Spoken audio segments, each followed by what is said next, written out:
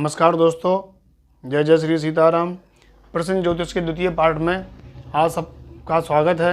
आज मैं आपको प्रश्न ज्योतिष के द्वितीय पार्ट के बारे में बताता हूँ। प्रश्न ज्योतिष सीखने के लिए सूत्रों को सीखना बहुत आवश्यक है, वो मैं आपको साथ साथ में बताता रहूँगा। आप उनको ध्यान करें और नोट भी करें। सबसे पहले मैं बताता हूँ कि 12 राशियाँ होती हैं और 12 राशियों के हर एक ग्रह स्वामी होता है। जैसे मेष वृश्चिक राशि का स्वामी मंगल होता है, वृष और तुला का स्वामी शुक्र होता है, मिथुन व कन्या का स्वामी बुध होता है, धनु मीन का स्वामी गुरु होता है, मकर और कुंभ का स्वामी शनि होता है और कर्क राशि का स्वामी चंद्रमा और सिंह राशि का स्वामी सूर्य होता है। सभी ग्रहों की 2-2 राशियां हैं, केवल सूर्य चंद्रमा की 1-1 राशियां हैं। राहु केतु की कोई राशि नहीं होती है।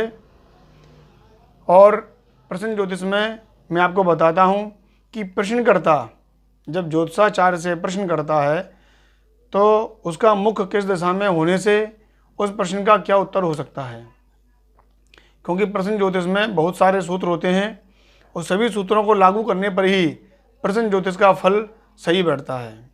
इसके बारे में जानते हैं। और प्रश्नकर्ता का मुख पूर्व या पश्चिम दिशा की ओर होगा तो कार्य में सफलता मिलती है। अगर प्रश्नकर्ता का मुख उत्तर या दक्षिण की ओर होगा तो कार्य तो पूर्ण होगा, लेकिन विलंब के साथ में होगा या किसी दूर व्यक्ति के द्वारा होगा या किसी दूसरी जगह जाकर वह कार्य पूरा होगा। अगर प्रश्नकर्ता का मुख ईशान कोण या अग्नि कोण की ओर होता है तो जातक को धन का लाभ होता है। लाभ संबंधित कोई प्रश्न होता है तो निश्चित ही उसको लाभ होता है और उसका कार्य भी सफल होता है। अगर प्रश्नकर्ता का मुख अग्निकोण व वायव्य कोण की ओर है तो उसके कार्य में कोई विघ्न बाधा डालता है, शत्रु विघ्न बाधा डालते हैं या कोई भी व्यक्ति या परिजन व्यक्ति उसके कार्य में बाधा डालता है, जिसके उसके कार्य सिद्धि होने में बहुत विलंब या परेशानियां आती हैं।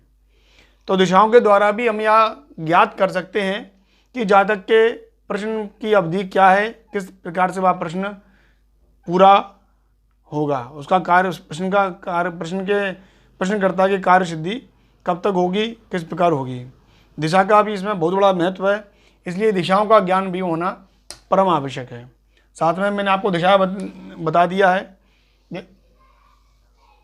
किस राशि का स्वामी कौन सा ग्रह होता है, यह आप लोग नोट कर लें। और साथ में यह भी विचार विशेष रखें कि यहाँ पर दोस्तों हम आगे चलते हैं, आगे बताते हैं आपको सभी ग्रहों की दृष्टि। मैंने अभी आपको बताया कि ग्रहों की राशियों के जो ग्रह स्वामी होते हैं उसके बारे में आपको बताया, दिशाओं के बारे में आपको बताया। अब मैं आपको बताता हूँ कि सभी ग्रह की दृष्टि का क्या फल होता है। ग्रह जहाँ बैठता है और जहाँ पर दृष्टि रखता है उसका प्रभाव बैठने के बराबर ही उसी स्थान पर होता है। अब जानते हैं कि कौन सा ग्रह किस भाव पर कितनी दृष्टि रखता है, किस प्रकार रखता है। पहली बात, सभी ग्रह सूर्य से लेकर राहु केतु तक सभी ग्रह सप्तम स्थान पर पूर्ण दृष्टि से देखते हैं। जैसे सूर्य लग्न में यहाँ विराजमान है और 1, 2, 3, 4, 5, 6, 7 सप्तम भाव पर सूर्य की संपूर्ण दृष्टि है। उसी प्रकार गुरु यहाँ तृतीय भाव में विराजमान है और 1, 2, 3, 4, 5, 6, 7 सप्तम भाव पर गुरु सप्तम दृष्टि से देख रहा है। तो सभी ग्रह अपने से सप्तम स्थान को पूर्ण दृष्टि से देखते हैं, चाहे वो कोई भी ग्रह हो, सभी ग्रह। इसमें भी कुछ ग्रहों को विशेष पावर मिली हुई है। जैसे मंगल चतुर्थ और अष्टम घर को भी अपनी दृष्टि से देख सकता है। अपने स्थान से मंगल जहाँ बैठा हो वहाँ से चतुर्थ और अष्टम स्थान को भी पूर्ण दृष्टि से देखता है।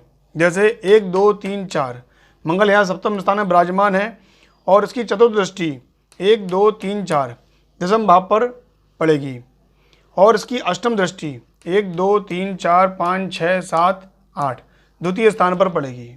तो मंगल की चतुर्थ लग्न पर सप्तम दृष्टि, अष्टम दृष्टि द्वितीय स्थान पर मंगल की दृष्टि पड़ेगी। मंगल को विशेष पावर है, इस कारण मंगल चतुर्थ और अष्टम दृष्टि को भी अपूर्ण दृष्टि से देखता है। इसी प्रकार शनि की दृष्टि वैसे बताया गया है कि बहुत खराब होती है। जहाँ दृष्टि पड़ती है उस स्थान का अवश्य नाश करता है। चूँकि उसका घर ना हो, क्योंकि अपने घर के कांच कोई नहीं फोड़ता है, तो अपने घर या मित्र के घर का वह नुकसान नहीं करेगा। वहाँ की शनि जहाँ पर भी देखेगा वहाँ पर नुकसान करता है। तो शनि की दृष्टि, शनि यहाँ पर चतुर्थ स्थान में विराजमान है, 1, 2, 3, अर्थात वो तृतीय षष्ठम भाव को तृतीय दृष्टि से देखेंगे। फिर 1, 2, 3, 4, 5, 6, 7 दसम स्थान को भी शनि पूर्ण सप्तम दृष्टि से देखेंगे। उसके बाद 7, 8, 9, 10 लगन को भी शनि महाराज पूर्ण दृष्टि से यहाँ पर देखेंगे। तो शनि की ये 3 दृष्टियाँ होती हैं जिसमें पूर्ण पावर होती है, और जहाँ देखता है उस स्थान को निश्चित ही विशेष रूप से प्रभावित करता है। इसके बाद देखते हैं कि राहु केतु गुरु की दृष्टि बिल्कुल बराबर होती है। राहु केतु गुरु पंचम, सप्तम और नवम सभी ग्रह सप्तम स्थान में पूर्ण दृष्टि से देखते हैं, मैंने आपको बताया। उसके बाद भी राहु केतु गुरु को पंचम और नवम दृष्टि विशेष रूप से मिली हुई हैं। राहु केतु जहाँ भी बैठे होंगे, गुरु यहाँ भी बैठा होगा, अपने बैठने हुए स्थान से आगे चलते हुए पंचम स्थान, सप्तम स्थान, नवम स्थान को पूर्ण दृष्टि से देखेंगे। देखते हैं, मैं आपको एग्जाम्पल दिखाता हूँ।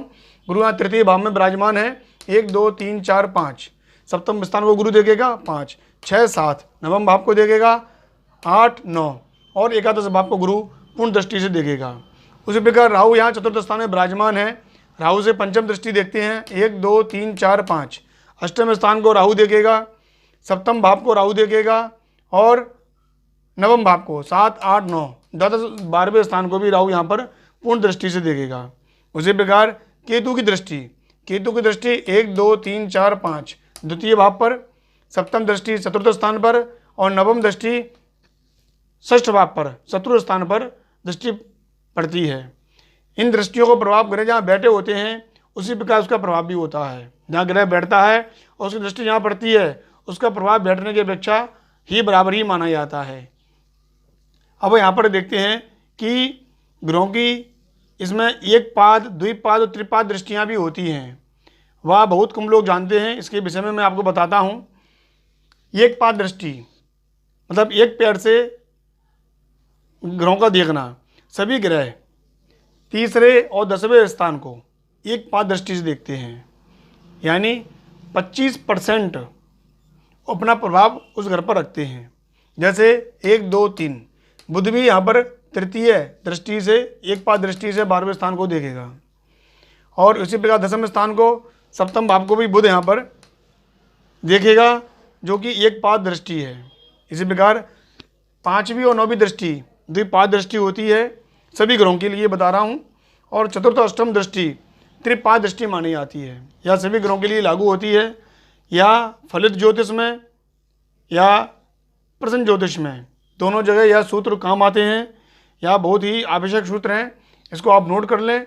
और आपकी कोई कमेंट, किसी प्रकार की कोई आपका सुझाव हो या कोई शिकायत हो, आपके मन में कोई प्रश्न समस्या आ रही हो, तो कमेंट बॉक्स में आप अवश्य बताएं, और जिससे मैं प्रश्न ज्योतिष के और भी सूत्र आपको बताता जाऊंगा, तभी आपको प्रश्न का समाधान करने में बहुत ही आसानी होगी।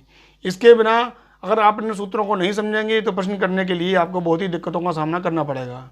दोस्तों, आप मेरे चैनल को सब्सक्राइब करें और बेल आइकन पर उसको भी आप बटन दबा दें, और जिससे आपको यह वीडियो आसानी से प्राप्त हो सके। नमस्कार दोस्तों, जय जय श्री सीताराम।